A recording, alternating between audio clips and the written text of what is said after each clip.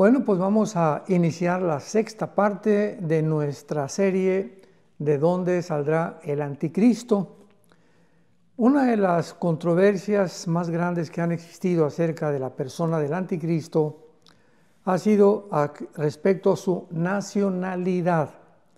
O sea, dicen muchos expositores y han enseñado que el anticristo va a surgir de Roma o del Imperio Romano de Europa. Y esto es parcialmente cierto y parcialmente no es cierto. Y esta enseñanza está basada en Daniel 9, versículo 26, por las palabras que voy a leer. Dice así: y después de las 62 semanas se quitará la vida al Mesías, mas no por sí, y el pueblo de un príncipe que ha de venir. El pueblo, repito, de un príncipe que ha de venir, destruirá la ciudad y el santuario, y su fin será con inundación, y hasta el fin de la guerra durarán las devastaciones. Muy bien, esto ha contribuido para poder creer o poder describir que este príncipe que ha de venir es el anticristo, que es desde luego, porque de un pueblo que ha de venir, y el pueblo que vino a destruir el templo en el año 70 después de Cristo fue el pueblo romano. Entonces, como el pueblo romano fue el que vino en el año 70 después de Cristo y destruyó la ciudad de Jerusalén, creen o se ha enseñado que entonces el anticristo tiene que venir forzosamente de Roma. Sin embargo, vamos a estudiar un poco más cuidadosa y más profundamente las Escrituras para descubrir que el anticristo no va a surgir de Roma, sino que va a surgir del Medio Oriente. Muy bien, tenemos que comenzar en Daniel capítulo 2 con una enseñanza, una profecía de un sueño que tuvo un rey hace 2606 años, 2610 años aproximadamente, llamado Nabucodonosor.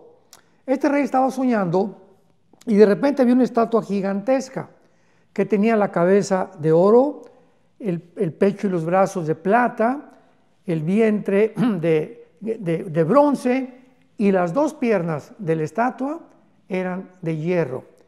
Y los pies y los dedos de la estatua eran de hierro con barro mezclado. Muy bien. Este rey en el capítulo 2 de Daniel, pues le mandó a hablar a los astrólogos, a los brujos, a los hechiceros de aquel tiempo de Babilonia, para preguntarles que por favor le interpretaran el sueño. Pero les dijo, en primer lugar, díganme qué fue lo que soñé, porque los quería entrampar, o sea, quería que no le inventaran. Así que primero díganme lo que soñé y después me dan la interpretación. Desde luego que se juntaron muy preocupados los brujos, los astrólogos y los hechiceros de Babilonia, y ninguno de ellos se atrevió a poder interpretarle el sueño. El rey se enojó, Nabucodonosor, y los mandó matar.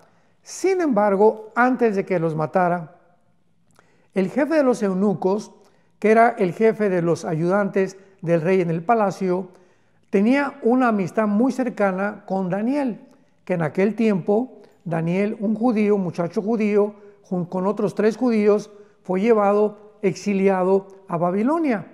Entonces le contó el capitán de los eunucos a Daniel y le dijo: fíjate que el rey está enojadísimo y ha mandado matar a todos los magos, hechiceros y brujos del reino, de los cuales tú estás incluido, porque pues Daniel era de los principales asesores del rey como consejero. Entonces Daniel le rogó al capitán de los eunucos que le dijera al rey que por favor los dejaran orar durante algún tiempo y él le iba a interpretar el sueño y el significado del sueño. Así pues, en el capítulo 2 de Daniel encontramos que por revelación Daniel recibe el sueño de parte de Dios y la interpretación. Dice el versículo 19 del capítulo 2 del libro de Daniel: entonces el secreto fue revelado a Daniel en visión de la noche, por lo cual bendijo Daniel al Dios del cielo y dijo: sea bendito el nombre de Dios en siglos, porque suyos son el poder y la sabiduría. Él muda los tiempos y las edades, quita reyes y pone reyes, da la sabiduría a los sabios y el conocimiento a los entendidos. Para ya no seguir más adelante con esta lectura, vamos a resumirlo cuando Daniel se presenta entonces después de que Dios le revela el sueño ante el rey Nabucodonosor y le dice lo siguiente: Rey, tú soñaste una grande estatua con la cabeza de oro, los brazos y el pecho de plata, el vientre de bronce, etc. Quiero decirte que la cabeza de oro representa a tu imperio, o sea, a Babilonia. Después vendrá otro reino, le dijo Daniel, vendrá otro reino que representa la plata bajo el pecho y los brazos que tienen este metal. Y este reino pues será, desde luego, de acuerdo a la historia, los medos y los persas. Y esto es completamente basado en la historia tal y como sucedió. Esto es impresionante de las profecías bíblicas. Y Daniel continúa diciéndole, y después de este segundo reino vendrá otro que de acuerdo a la historia representa el vientre de bronce y que fue Grecia bajo Alejandro el Magno. Y finalmente Daniel le dice al rey, y vendrá un cuarto reino representado por las dos piernas de hierro. Y este cuarto reino, de acuerdo a la historia, lo sabemos que fue Roma. Así que tenemos nosotros la descripción de estos cuatro imperios hace 2600 años, cuando Daniel estaba bajo el imperio babilónico, describiendo los imperios que a través de la historia cronológicamente iban a suceder el imperio babilónico, que fueron los medos persas, en tercer lugar los griegos y en cuarto lugar el imperio romano. Sin embargo, vemos nosotros que también los dedos de los pies y los 10 dedos de los pies representan el final gobierno de la historia del mundo. ¿Qué es lo que quiero decir con esto? Bueno, dice Daniel capítulo 2, cuando le acaba de interpretar todo absolutamente, en el versículo 41, y esto es muy importante, centremos nuestra atención un momento en esta descripción y en esta revelación bíblica. Dice Daniel 2, 41, y lo que viste de los pies y los dedos, en parte de barro cocido de alfarero y en parte de hierro, será un reino dividido, mas habrá en él algo de la fuerza del hierro, así como viste el hierro mezclado con barro cocido. Y por ser los dedos de los pies en parte de hierro y en parte de barro cocido, el reino será fuerte en parte y también frágil. Y en los días de estos reyes, o sea, ¿qué representan los 10 dedos de la estatua de Nabucodonosor? El último gobierno del mundo, que será la confederación del Mediterráneo, que formará ni más ni menos que el anticristo. En los días de estos reyes, el Dios del cielo levantará un reino que no será jamás destruido. ¿Qué exacta es la profecía? Se tienen que levantar 10 naciones que van a formar un G10, una confederación política. Lo vamos a ver, que por ser los dedos de barro y de hierro será un reino dividido. Al mismo tiempo que se van a juntar, no se van a poder mezclar, porque vamos a ver, ¿verdad?, que esta mitad del reino y esta mitad del otro reino será de los países del oriente, 5 naciones, y 5 naciones del occidente, que es Europa. Así que, para concluir rápidamente, va a unir una confederación de 5 naciones del oriente, 5 naciones del occidente, para formar un G10, y dice la Biblia que cuando estos reyes comiencen ya a levantarse, vendrá un reino que no será jamás destruido, ni será el reino de bajado a otro pueblo, permanecerá para siempre.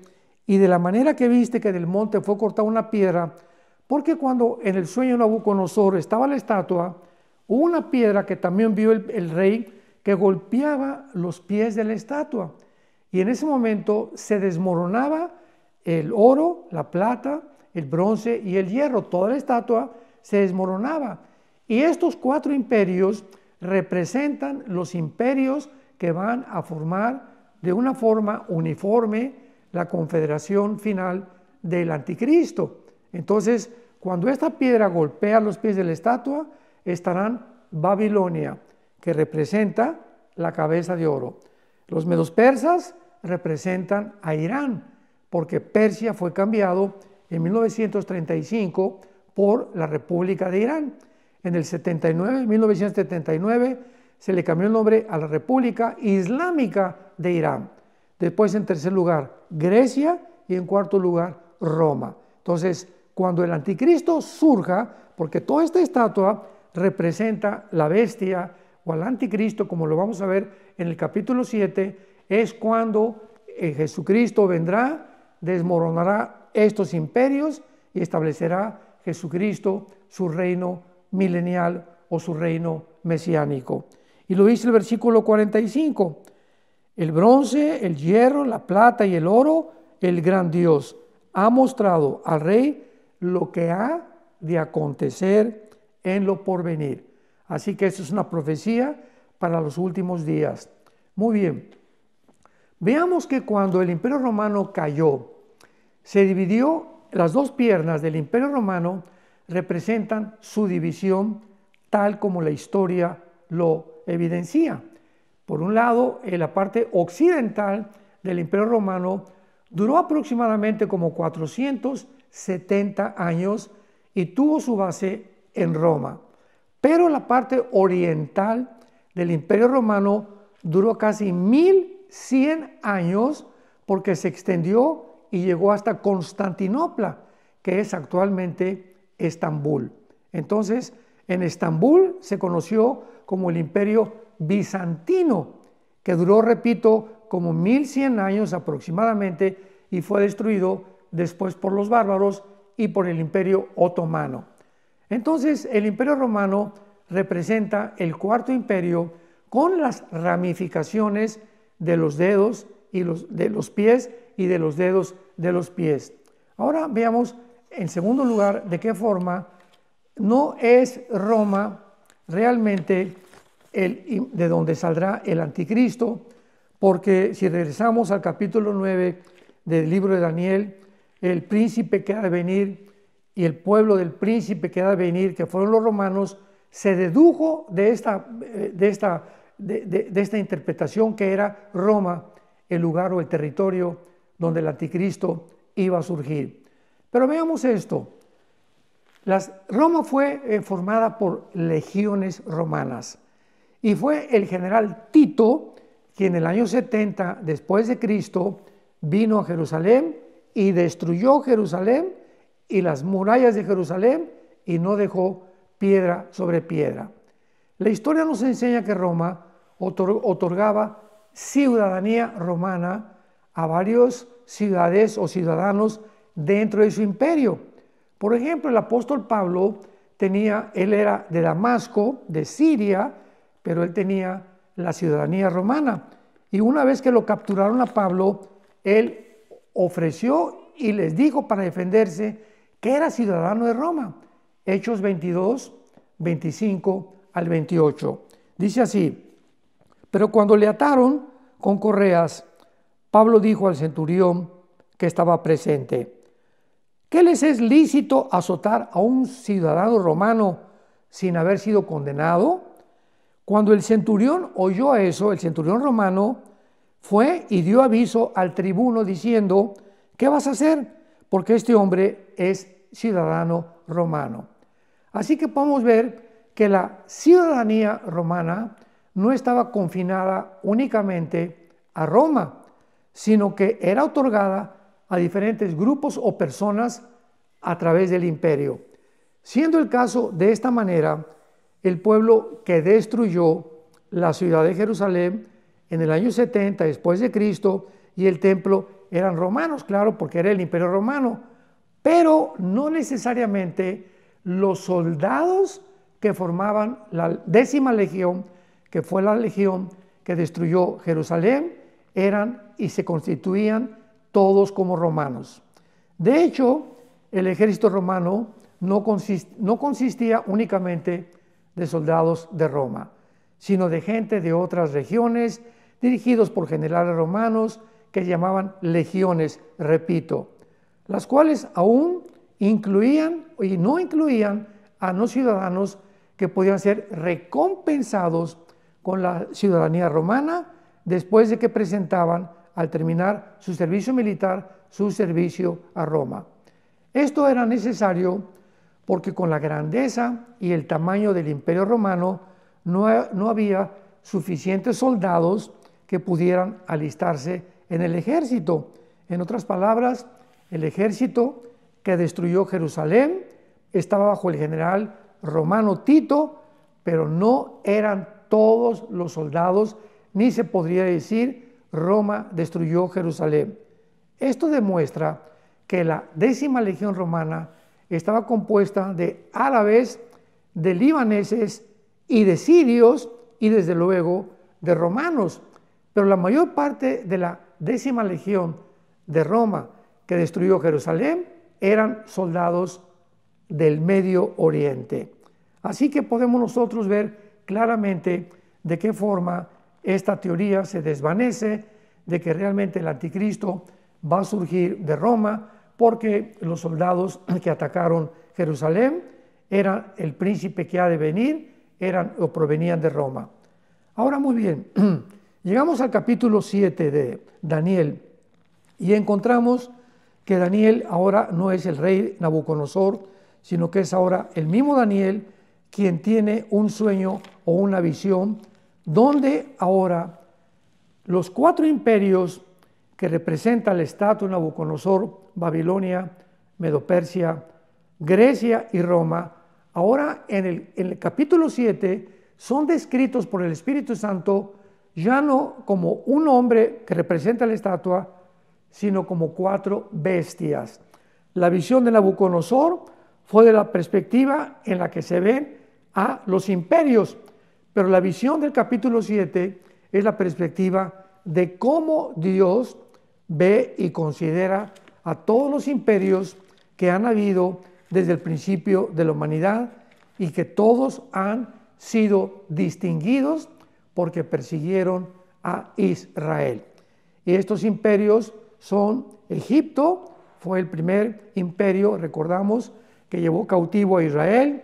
Después vinieron los asirios, después los babilonios en tercer lugar, después los medos persas en cuarto lugar, en quinto lugar los griegos y en sexto lugar Roma. Así que ahí nos quedamos bíblicamente, porque la Biblia describe estos 6 imperios, 4 de Daniel a nuestros días y 6 desde el tiempo de los asirios y los egipcios. Entonces es importante que nosotros podamos entender esto, porque en Daniel 7 estos imperios son descritos en el versículo 4, el primero como un león. Y dice la Biblia, tenía alas de águila. Este león representa al primer imperio de Daniel, Babilonia. El segundo era como un oso. Veamos los animales representados, porque los vamos a ver en el libro de Apocalipsis por el apóstol Juan, describiéndonos a dónde pertenecen estos animales, estos territorios y estas naciones. Entonces tenemos el león que representa en Daniel 7:4 a Babilonia. El segundo al oso que representa a Irán. El tercero, versículo 6, un leopardo que tenía 4 alas y 4 cabezas. ¿Quién fue después de los medos persas? El imperio griego. Entonces vemos claramente, el león representa a Babilonia, que es la nación de Irak, actualmente en el siglo XXI. En segundo lugar, el oso representa a Irán. Y en tercer lugar, el leopardo representa a Grecia, que es el vientre de la estatua del rey Nabucodonosor. Ahora veamos esto en el libro de Apocalipsis, capítulo 13, y esto es completamente asombroso porque, vuelvo a repetir, evidencia claramente la veracidad de la palabra de Dios. Dice Apocalipsis capítulo 13, Me paré sobre la arena del mar, es Juan el que está escribiendo el libro de Apocalipsis bajo la dirección del Espíritu Santo. Vi subir del mar una bestia que tenía 7 cabezas y 10 cuernos, en sus cuernos 10 diademas y sobre sus cabezas un nombre blasfemo. Atención, la bestia que vi era semejante a un leopardo, que era la tercera bestia de Daniel capítulo 7 y que representa, ¿se acuerdan?, al imperio griego.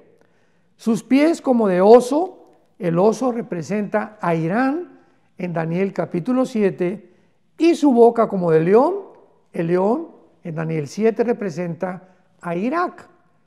Y el dragón le dio su poder, su trono y su grande autoridad.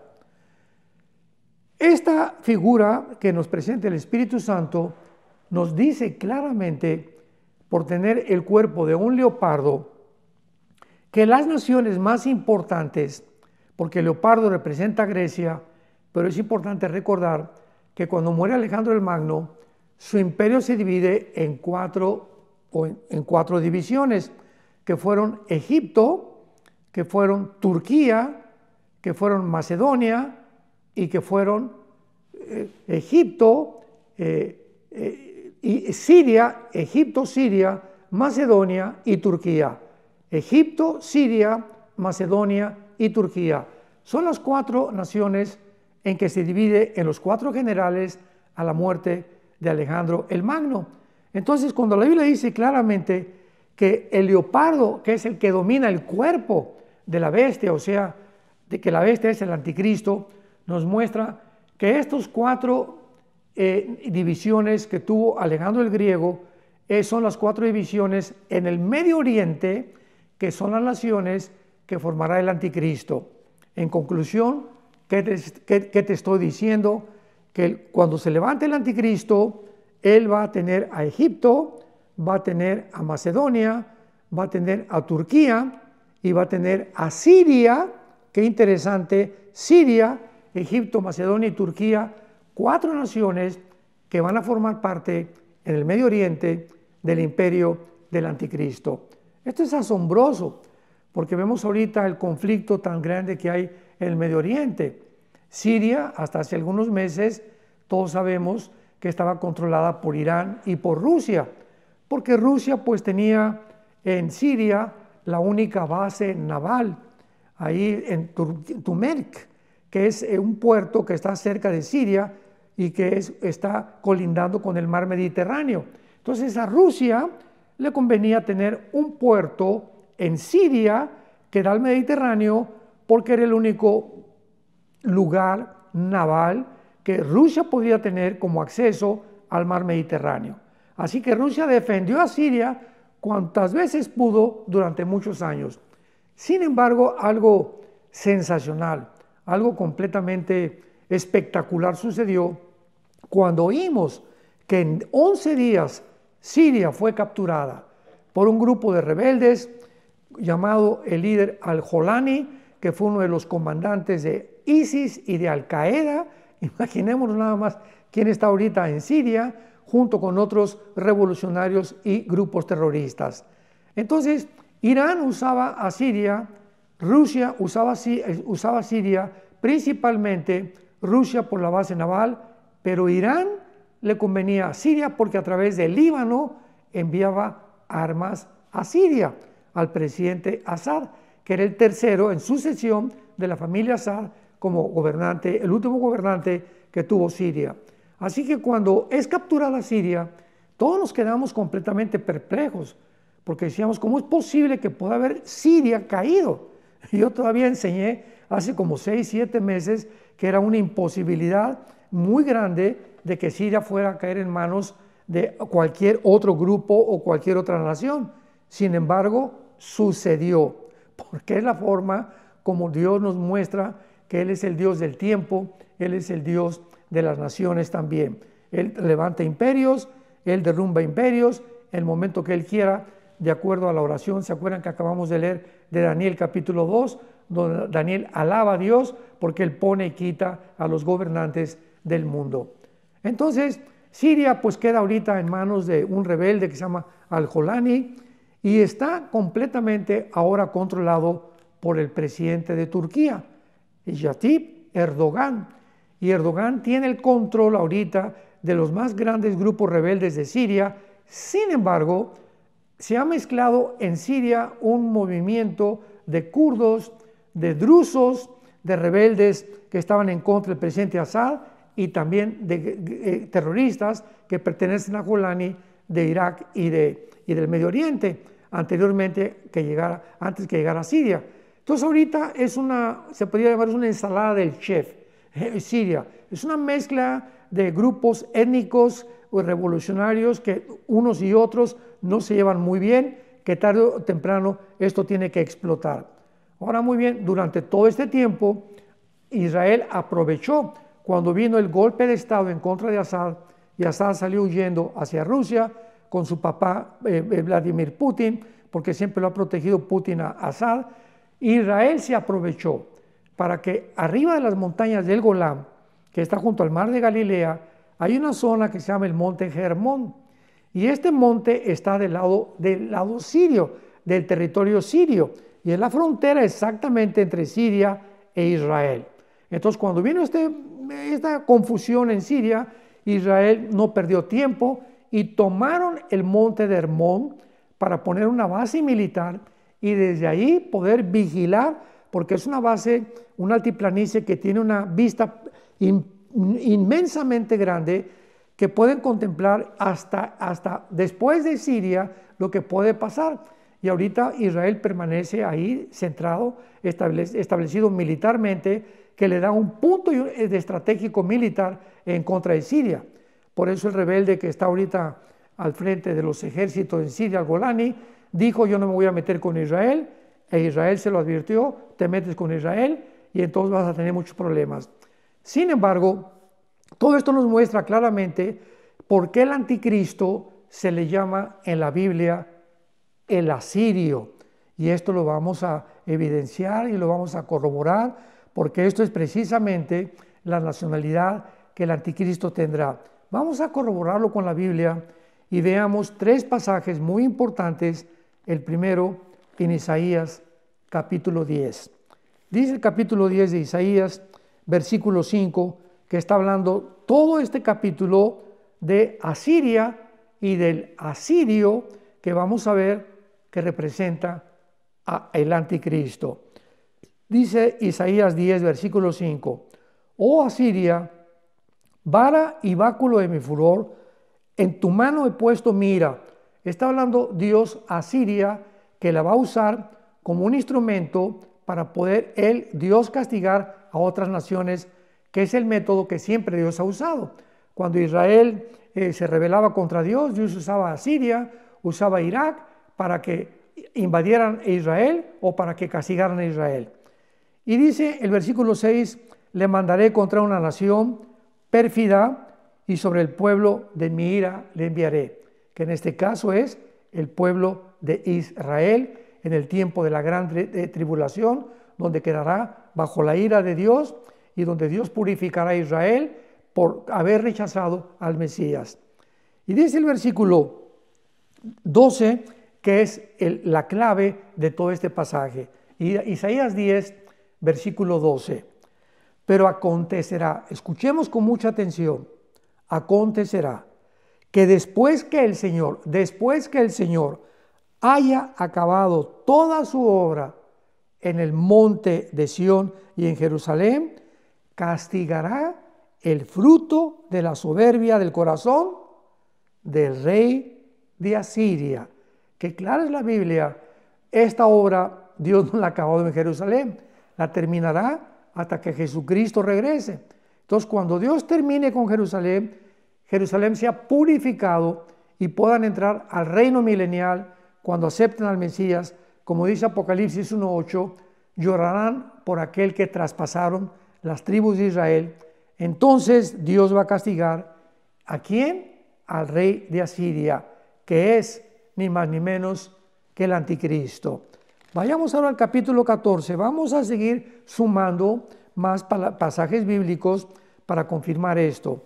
Isaías 14, versículo 25. quebrantaré al asirio en mi tierra, o sea, en Israel, y en mis montes lo hollaré, y su yugo será apartado de ellos, y su carga será quitada de su hombro. Versículo 26. Este es el consejo que está acordado sobre toda la tierra, y esta es la mano extendida sobre todas las naciones. Así que vemos nosotros otra vez que la Biblia muestra en Isaías que esto no ha sucedido. Sennacherib fue uno de los últimos reyes de Asiria, y Asiria pues nunca fue castigada, ¿verdad? Ahorita está en manos completas, es Siria, la Siria actual, y está en manos de terroristas. Así que esto es una profecía completamente futura. Y vayamos ahora a otro pasaje, yo lo considero de los más importantes en el libro de Miqueas, el profeta del Antiguo Testamento, capítulo 5. Dice el versículo 5, capítulo 5 de Miqueas, versículo 5. Y este será nuestra paz, cuando el asirio viniere a nuestra tierra y cuando hollare nuestros palacios. Entonces levantaremos contra él pastores y 8 principales, devastarán la tierra de Asiria espada, y con sus espadas la tierra de Nimrod, que es Babilonia, que es Irak y Siria, que fue la antigua Babilonia en el Antiguo Testamento. Y nos librará del asirio. Repito, nos librará del asirio cuando viniere contra nuestra tierra y hollare nuestros confines. Qué clara es la Biblia respecto a esto, y vemos de una forma inequívoca que la Biblia califica al asirio como el futuro rey del Medio Oriente, que va a ser ni más ni menos que la persona del anticristo. Ahora, vayamos rápido a la famosa profecía del libro de Ezequiel, capítulo 38, donde también por muchos años se creyó, se interpretó que Gog es la guerra de Gog y Magog, descrita en Ezequiel 38 y 39, pero se describió y se creyó que Gog era Rusia, porque la palabra que dice en el versículo príncipe soberano de Mesec y Tubal, la palabra príncipe soberano en el versículo 2 es la palabra Rosh. Entonces pues sonaba como que Rosh, pues Rusia, ¿verdad? Pero la palabra Rosh no es un nombre propio, no es Rusia, ¿verdad? Es un nombre, es un título que significa cabeza. Ahí viene la fiesta de Rosh Hashanah en Israel, que significa la cabeza de las fiestas. Entonces Rosh es un líder, es un comandante, es una cabeza militar, es alguien, un príncipe, ¿verdad?, que tiene a su cargo un ejército. Entonces se comenzó a enseñar que era Rusia el que era Gog y que vendría en contra de la tierra de Israel. Pero hay un versículo en este capítulo que deshace completamente esta falsa enseñanza o esta falsa interpretación de este pasaje. Y lo encontramos en el versículo 17 de Ezequiel capítulo 38. Pongamos atención. Así ha dicho Jehová el Señor. No, está hablando Dios. No eres tú, le está hablando a Gog, no eres tú aquel de quien hablé yo en tiempos pasados por mis siervos los profetas de Israel, los cuales profetizaron en aquellos tiempos que yo te había traído sobre de ellos. O sea, ¿qué es lo que está diciendo Dios a Gog? Que Gog era un personaje del cual los profetas antes de Ezequiel lo mencionaron. Y pues si buscamos en todos los profetas en que estuvieron antes de Ezequiel o hasta el tiempo de Ezequiel, jamás hubo ninguno llamado Gog, ni ningún líder que proviniera del norte de Israel que se considera Rusia, sino que siempre se habló de un asirio, siempre del asirio o del rey de Babilonia, que es otro título para el anticristo. Así que pues no sé de qué forma se interpretó de que Gog era Rusia, y actualmente pues estamos viendo que Rusia no va a ser la nación que se imaginó que iba a reunir una confederación de la tierra de Magog, que la tierra de Magog es lo que se llama, es todo lo que es Tirkistán, Kuzikistán, Azakistán, todas estas repúblicas al sur de Mongolia que pertenecieron a la antigua Unión Soviética, es lo que se llama la tierra de Magog, que incluye Armenia, incluye Turquía, incluye toda esta zona del mar Caspio y del mar Negro. Toda esta zona geográfica es la tierra de Magog. Entonces también por eso atribuyeron que pues Rusia iba a tratar de recuperar estas repúblicas que perdió la Unión Soviética cuando cayó el comunismo en 1991, y que de esa manera Rusia era la protagonista de la última invasión en contra de Israel. Pero ¿cómo puede ser esto? Porque en el capítulo 39 de Ezequiel encontramos que la guerra de Gog y Magog es la guerra que representa ni más ni menos que la guerra del Armagedón. O sea, Gog y Magog es la tercera y última guerra mundial y la guerra del Armagedón del capítulo 16, versículo 16 al 18 del libro del Apocalipsis. Entonces, ¿cómo sabemos que es la guerra del Armagedón? ¿Cómo puede ser Rusia invadiendo Israel y diciendo que pues la guerra de Gog y Magog va a ser ahorita o que va a ser al principio de la tribulación, cuando es la guerra final?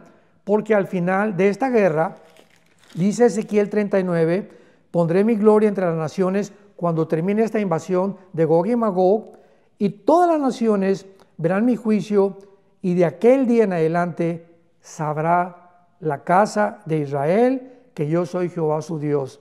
Cuando esta guerra termine, Israel se dará cuenta que es realmente Dios el que lo salvó de esta invasión.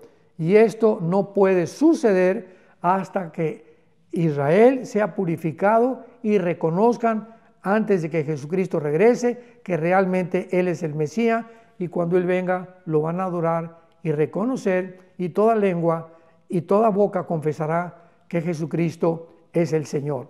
Así que qué importante es que nosotros podamos tener un concepto un poco más claro, estudiando un poquito más cuidadosamente y con más detalle las Escrituras, para poder poner precepto sobre precepto, línea sobre línea, y no sacar del contexto un texto para hacer un pretexto, como dice el dicho o el adagio popular. Entonces, estamos en tiempos muy importantes, tiempos preciosos. El mundo islámico no tarda en esperar al Mahdi o al líder o al guía. De acuerdo a la teología islámica, va a venir un hombre que va a ser descendiente de Mahoma, le llaman el 12º imán, que va a implantar una guerra y la ley Sharia en todo el Medio Oriente. Y cuando aparezca ese hombre, el Mahdi, para nosotros será la persona del anticristo, porque será el Mahdi el que se va a sentar con Israel para firmar el pacto por 7 años, garantizándoles al gobierno de Israel de que nadie los va a tocar. ¿Quién puede sentarse con Israel y decirles, el mundo musulmán y los árabes les garantizo que no los van a atacar? ¿A quién le van a hacer caso los musulmanes y los árabes si no es al líder que están esperando, que para ellos va a ser un Cristo, ahora sí, o el Mesías, que va a ser el Mahdi? Así que esto es clarísimo, ¿verdad? Entonces el anticristo no puede ser judío, tiene que ser forzosamente proveniente del Islam. El anticristo será un musulmán que va a garantizarles este pacto, y va a detener al mundo musulmán, al mundo árabe, porque lo van a reconocer como que es el Mahdi, el iluminado que ya llegó al mundo y que va a establecer, y van a hacer caso de todo lo que él les diga. Y para nosotros es la persona del anticristo.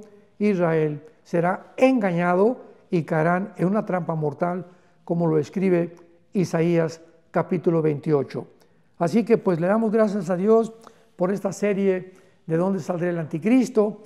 Es muy clara que la Biblia nos muestra que surgirá de la época de los babilonios y del territorio de Babilonia, que es Babilonia, que es actualmente Irak, Siria y el Líbano. Esa es la zona de la antigua Mesopotamia, o que se llama entre los dos ríos, que es los ríos Tigris de Irak, y son los ríos precisamente que se mencionan en Apocalipsis 9, en la sexta trompeta, que de Irak están atados los 4 ángeles más poderosos que van a ser soltados para matar a la tercera parte de la humanidad.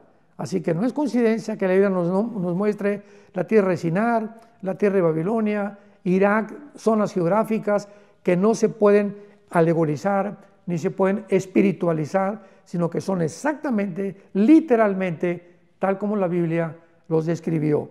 Muchas gracias y los esperamos. Vamos a seguir orando para ver si hay un poco más de material en esta serie de dónde saldrá el anticristo. Que Dios los bendiga y que tengan mucha paz.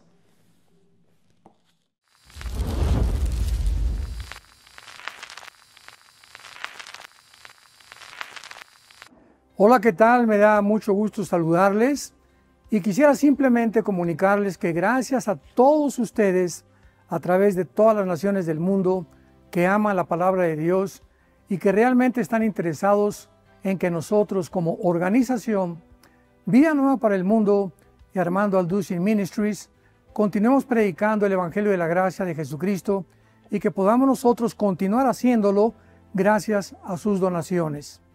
Este año cumplimos 46 años de ministerio, 46 años donde hemos predicado, hemos enseñado, hemos tenido seminarios y de diferentes formas de estudios bíblicos alrededor del mundo y hemos pensado y considerado de una forma fiel el Evangelio de la sana doctrina de Jesucristo.